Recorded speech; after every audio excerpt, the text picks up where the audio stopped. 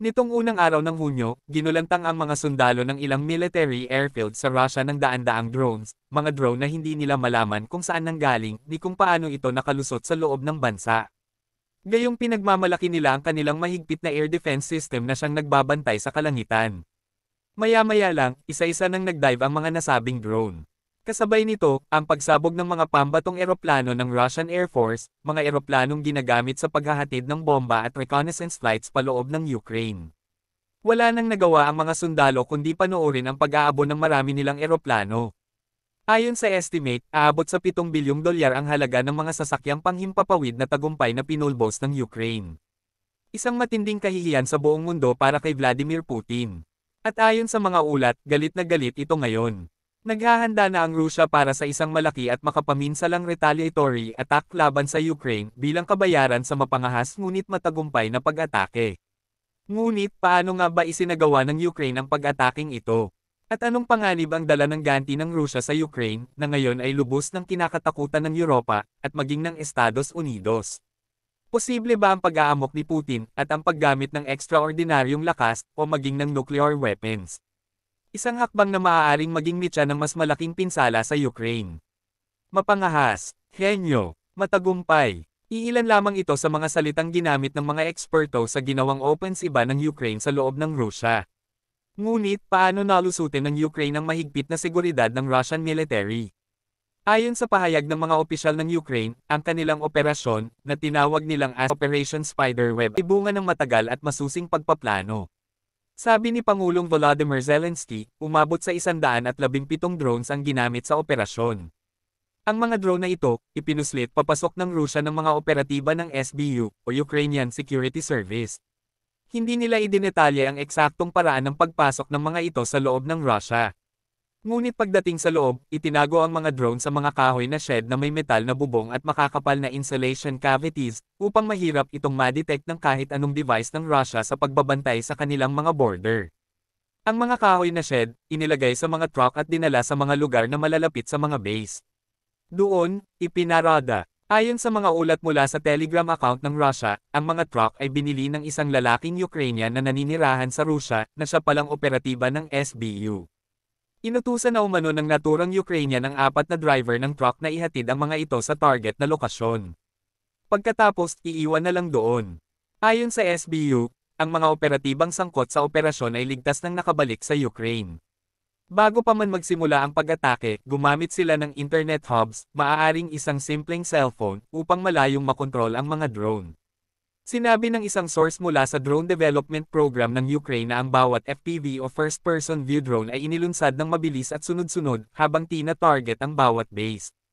Ang komunikasyon ay maaaring dumaan sa mismong Russian telecommunications network ngunit hindi ito na-detect.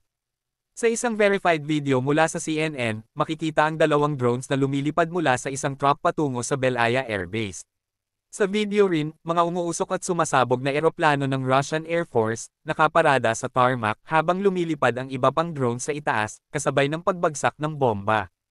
Isa pang video ang nagpapakita ng nasusunog na truck matapos itong sumabog. Isang tila sadyang pagsira upang mapigilan ang pagkuha ng ebidensya. Iniulat ng Russian State News Agency na riyan na hinahanap na ng mga autoridad sa Irkutsk region ang isang lalaking pinaghihinalaang sangkot sa pag-atake. Subalit ayon sa Ukrainian Security Service, huli na ang lahat. Matagal nang nakalabas ng Rusya ang kanilang mga operatiba bago pa man magsimula ang aktwal na pambobomba sa mga paliparan. Ang makabagong estratehiya ng Ukraine ay nagpapakita ng kakayahang malusutan ang mga depensa ng Rusya kahit sa malalayong base. Habang patuloy na tumitindi ang tensyon, tila mas lumalakas ang tactical na posisyon ng Ukraine laban sa isang mas malaking militar. Ipinahayag ni Pangulong Zelensky na ang matagal ng planadong drone strike ay naisakatuparan matapos ang 1 taon, 6 na buwan, at 9 na araw ng paghahanda.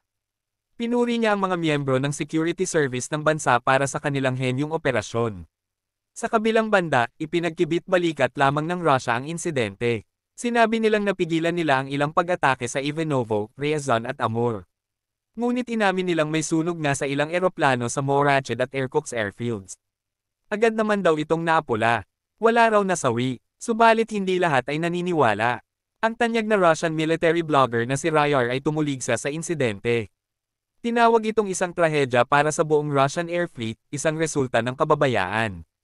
Ayon sa SBU, ang mga pag-atake ay nagdulot ng tinatayang $7 bilyong pinsala at naapektuhan ang 34% ng mga strategic cruise missile carrier ng Russia.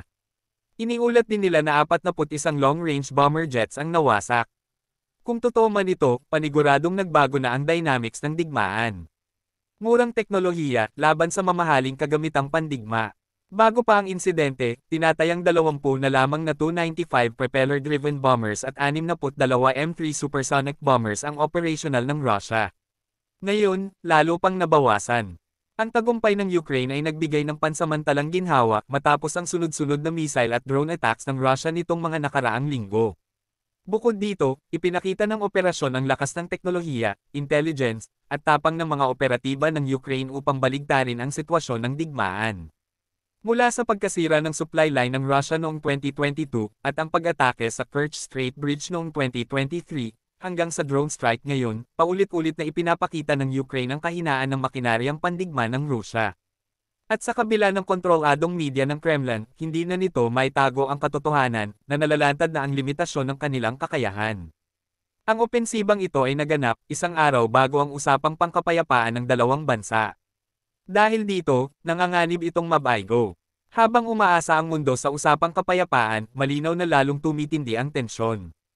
Ang naturang pag-atake, isang sampal sa reputasyon ni Vladimir Putin. At ayon sa mga eksperto, isang patunay ng totoong kahinaan ng kanyang puwersa. Ayon kay Sven Biskop, direktor ng Egmont Institute sa Brussels, sa panahong iniisip ni Putin na nananalo siya, ipinapakita ng pangyayaring ito ang tunay na kahinaan ng kanyang puwersa. Dagdag pa ni Biskop, isang malaking moral booster ito sa panig ng Ukraine. Kahanga-hanga, aniya, na isang malaking bahagi ng Russian Air Force ang nawasak ng ganon-ganon na lang. Ang mga pagsalakay ng Ukraine ay malinaw, nakatuon sa mga target na may malaking epekto, ang mga eroplanong ginagamit ng Russia sa araw-araw na pag-atake sa mga sibilyan ng Ukraine. Ayon sa British military officials, isang nakakamanghang tagumpay, ito. Kahit kalahati lamang ng 41 aircrafts na nawasak ay totoo, malaki pa rin ang epekto sa kakayahan ng Russia na maglunsad ng cruise missile attacks. 4 na base militar sa malalayong rehiyon ng Russia ang tinarget ng sabay-sabay. Ang pinakamalayong target, ang Belaya Air Base, 4,500 kilometro mula sa border ng Ukraine. Kabilang din ang Olnia Base malapit sa Arctic Circle, pati na ang Diaghilev at Ivanovo Air Bases. Ang mga base na ito noon ay inakalang hindi maaabot. Pero ngayong araw, napatunayan ang kabaligtaran. Imbes na magpalipad mula sa border, pinaslit nila ang mga drone mismo malapit sa target.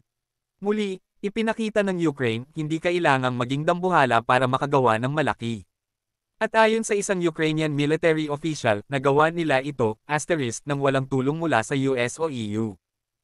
Ang Russia, hindi handa. Hindi nakaposisyon ang mga machine gun. Hindi agad nakarespond ang mga sundalo. Marahil, hindi inaasahan ng Russia na mula sa loob mismo, manggagaling ang pag-atake. At habang marami ang naniniwalang hindi gagamit ng nuclear weapons ang Russia, may ilan din na naniniwala, kilalang walang awa si Putin, lalo na kapag siya'y naipit. Ngayon, masusing inaabangan ang kanyang magiging tugon. Kaya puspusan ang paghahanda ng Ukraine, pinapalakas muli ang anti-missile at anti-drone air defense systems. Sa kabila ng paghina ng tulong mula sa Amerika, mariin pa ring nananawagan si Zelensky ng tulong mula sa EU, at pinipilit manumbalik ang suporta ng US sa pamumuno ni President Donald Trump. Sa kabila ng patuloy na tensyon, nagharap muli ang Ukraine at Russia sa Istanbul nitong Lunes para sa ikalawang round ng peace talks sa kapayapaan. Alang-alang sa mga sibilyan ng dalawang bansa na karamihan ay ayaw sa digmaan. Kung nagustuhan mo ang video, share mo naman sa iba at mag-follow ka na rin para updated ka sa mga bago kong video.